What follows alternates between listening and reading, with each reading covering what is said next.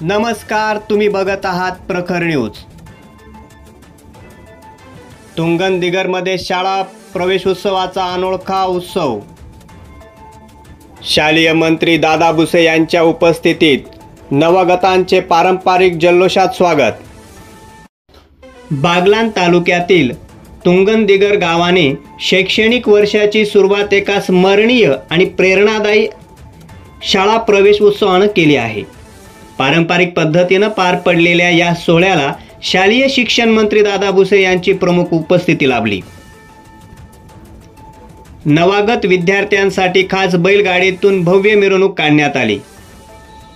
ढोलताशा, सांबळ, पारंपरिक आदिवासी नृत्य, रांगोळ्यांचे सौंदर्य आणि फुलांचा वर्षाव यामुळे गावात उत्साहाचे वातावरण निर्माण झाले होते।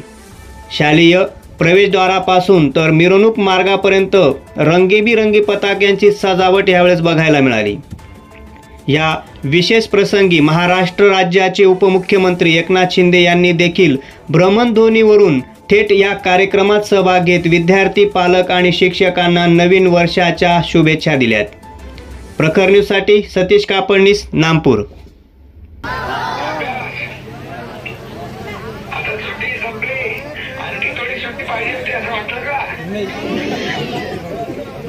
काय बोलतात अजून सुट्ट्या पाहिजे आता अभ्यास करा, आपल्या शाळेचं नाव लौकिक वाढवा, आपल्या देशाचं नाव लौकिक। प्रखर न्यूज पाहण्यासाठी चॅनलला सबस्क्राईब करा व आयकॉनचं बटन दाबा। बातमी आवडली असेल तर लाईक करा व शेअर करा।